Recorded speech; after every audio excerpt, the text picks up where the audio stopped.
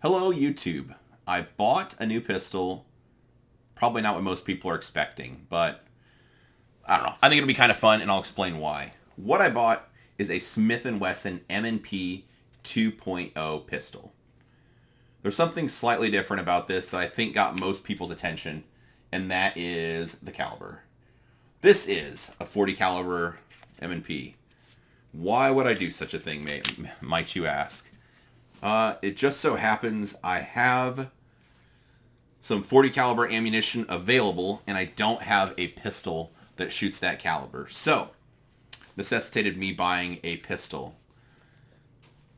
So, why the Smith Wesson? Well, the easiest fit would have been just to buy another Walther, a PDP, whatever.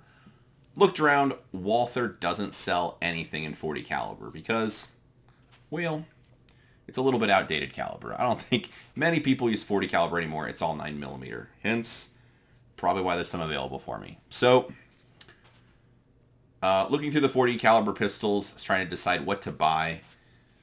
The only real talk, the only place that even uses 40 caliber anymore, the only genre or type of guns really anymore that I encounter would be USPSA competition style guns. Really didn't have any interest in buying one of those. I wanted more of a duty style pistol. So since Walther didn't have anything, I did some more looking. I looked at CZ also. In the past they made 40 caliber guns, but right now nothing available other than a single action, like competition style, like a 2011-ish style pistol. Didn't really want that, and so kept doing some looking, and I buy, well, quite a bit of ammo from AIM Surplus, just aimsurplus.com anyway, and I know one of the guys that works there, so anyway, I looked through their website, and I'm like, oh, they have police trade-ins, so do some scrolling. It's like Glock, boring, Glock, boring. There were a couple Sig Sauer, Sig 226 and 228 pistols. I'm sorry, 226 and 229 pistols that I probably would have bought, but they both have the DAC trigger, which is kind of a goofy, it's not traditional DASA guns. I'm like, nope, don't want that, and those guns can't be converted, it looks like, to regular double singles anyway, and I don't need a project, so nope. Keep scrolling. I found some Smith & Wesson first gens. I'm like, I've heard nightmares about those guns, not grouping, not being this, not being that, so it's like, nope.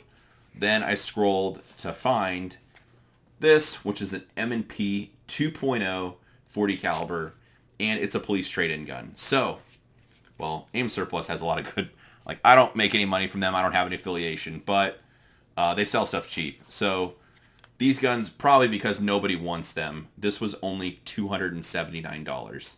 So, it's pretty cheap. Being a police trade-in, the gun is, it seems pretty lightly used. I'm guessing it's sat in a holster, and that's about it. So, mechanically, the gun seems fine. I haven't shot it yet because, well, I don't happen to have any 40 caliber ammunition here. Not crazy. I'm not a total madman. But I'm going to get this gun set up. They also had magazines, go figure, cheap, 15 bucks a piece. So I got a few extra 15 round magazines for it. And, man, I'm kind of looking forward to shooting this. This will be fun. I interact with a lot of people, and the M&P nerds are pretty enthusiastic about that gun. My friends Scott and Hunter Constantine, like, just to name a couple people off the bat, use those guns a lot, really like them, have good experience. Like, well, if I need to buy something else, this gun kind of makes sense. And I've shot Benny Boy's tan gun a fair amount, and it seemed fine, so thought, why not? The one piece of feedback I got, I posted a picture of this on Instagram. There were a handful of comments about the trigger. So I'm not an M&P guy or up to speed, but apparently there's different styles triggers, and this is the hinged trigger, which I guess is the least desirable because the trigger is like in two pieces and the way it hinges or whatever. Honestly, I don't hate that trigger this much or that much. I'm sure I could put a different trigger in it, or the Apex trigger seems to be the one people really like, but unless something changes, I'm planning just to shoot it like this. The trigger, like, to get the reach to the trigger, it feels fine. I can hit the controls or get to the trigger just fine. The trigger is really, really curved, but my finger just kind of sits right in the middle of it, so no issues there. There's quite a bit of mush or slack or take up before you get to it, but where the trigger actually breaks, it's really not that heavy. So I didn't put it on a gauge or anything, but it feels like, I don't know, 3.5, 4 pounds, somewhere in there. And it's just pretty uneventful. It just gets straight to the wall and snaps. Not a bunch of creep or anything like that. So I'm planning on leaving the gun stock in that way. The one thing I plan on changing is the optic situation. This one has just 3-dot sights, and, well, I've liked iron sights. I mean, for competition shooting, the division I shot, production division, is basically a stock-ish 9mm pistol is what people use with iron sights.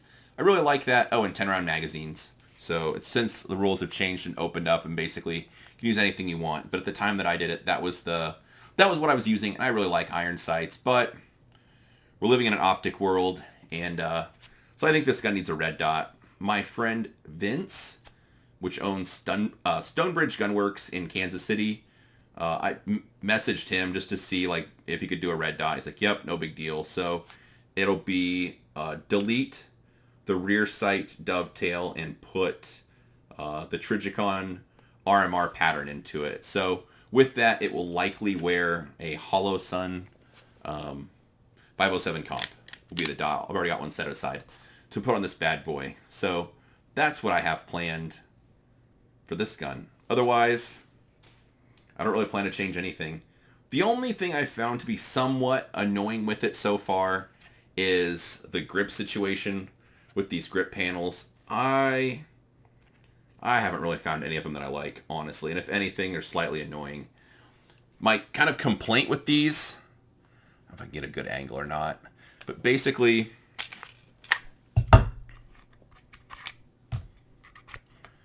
like this part of the grip is higher in diameter or larger in diameter than what the rest of the grip is.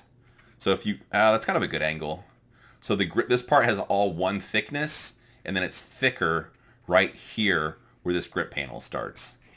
I find that to be kind of annoying. It may end up getting Dremeled, silicone carbide, something like that. Not necessarily to add traction, or just a way to kind of chop that down, or I'm sure there's aftermarket or something. The gun came from AIM in like the original M&P box. Ironically, the serial number even matched the gun, which I was like, I didn't expect that. And 4 back straps inside of it. So all the ones the gun would come with.